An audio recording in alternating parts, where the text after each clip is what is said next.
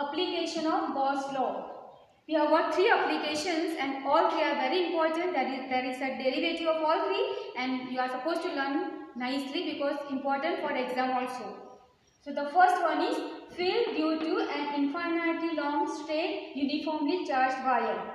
Okay, this is the charged wire, this is the uniformly charged wire. I am taking positive charge. Okay, then if it is plus, if it is positive charge, the electric field is outward.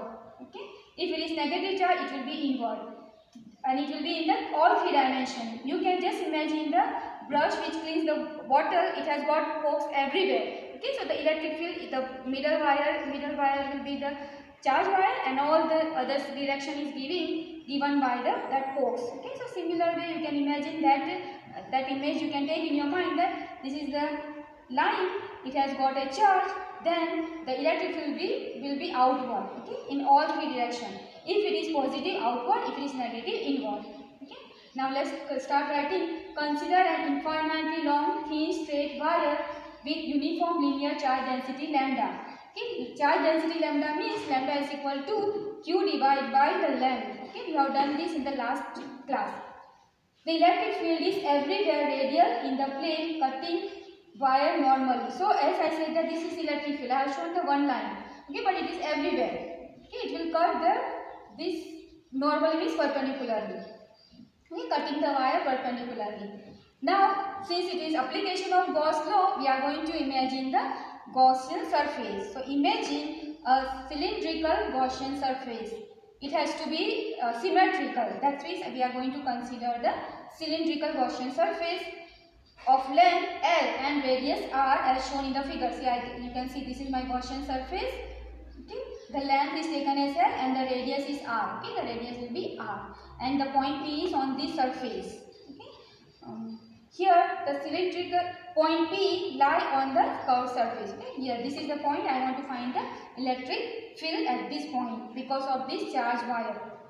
Here the cylinder has three faces, just like the previously. This cylinder have got three faces. One face is this flat face, second flat face, and this is curved face. Okay. So I have called this 1, 2, and 3, and we are going to calculate for all three faces.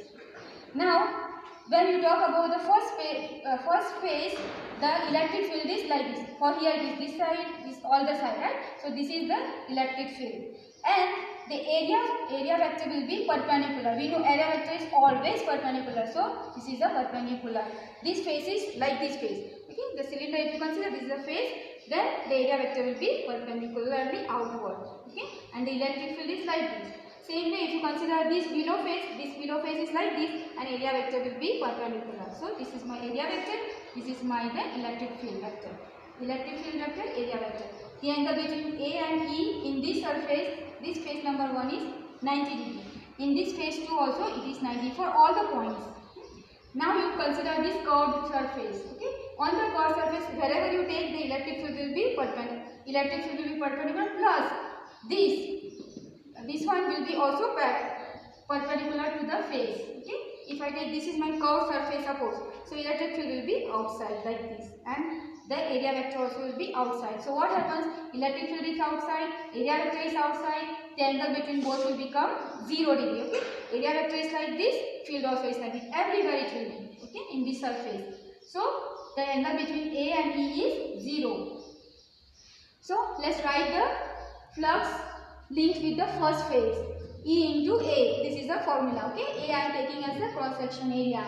Okay, so we know that EA dot, if you remove, it is written as cos theta, and theta already I said it is 90 degree because E and A are perpendicular. Okay, here see, this is the area vector, this is the electric field vector. Area vector, electric field vector. So this is 90 degree, 90. Any value take. Okay? If you take here also, area vector, electric field is like this, area vector is perpendicular upward. Okay, outward. Any value take in this face, the angle between these two will be 90. Okay, so you know cos 90 is 0, cos pi by 2 is 0, so EA into 0, 0. So phi 1 is 0. Same way for second phase it will be EA cos 90, pi by 2 again. They are perpendicular, so it is 0. Okay, because cos 90 is 0, everything will be 0.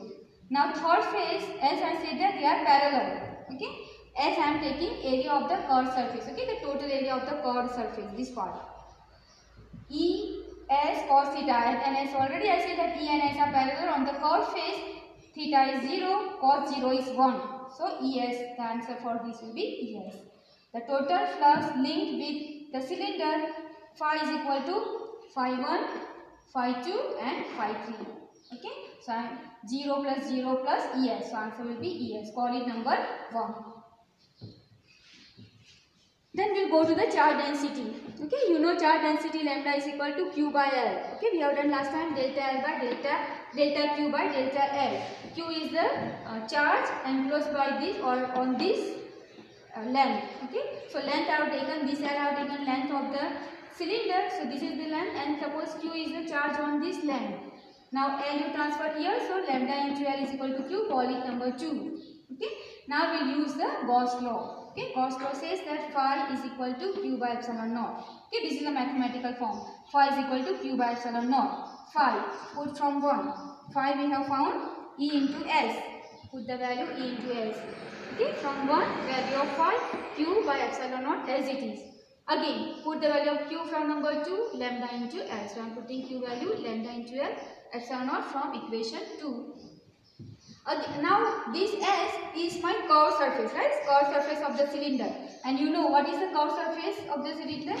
2 pi RL. Area of the curved surface is 2 pi RL. Okay, so I am just putting the value of S only for the curved surface.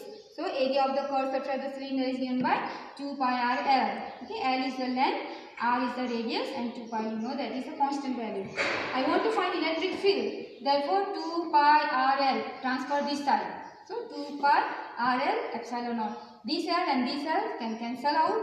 So what remains is lambda 2 pi epsilon naught R. Okay, so this is the electric field. E is equal to lambda by 2 pi epsilon naught R. This is my magnitude. Okay, I want to find what will be in the vector form, vectorially. Vectorially means in the vector form. So E vector E is equal to lambda 2 pi epsilon naught R n cap. What is n cap? N cap is, as I said that if this is my wire, the electric field is outward, radially outward. So the unit vector in the direction of the radius. Okay, radial unit vector. Okay, so n cap is a radial because the electric field is outside like this. So I will consider the unit vector, radial unit vector in the direction plane. But this is my plane, then perpendicular to the plane. Okay, if this is my plane, then perpendicular outside to the wire passing through the point. Okay, thank you very much.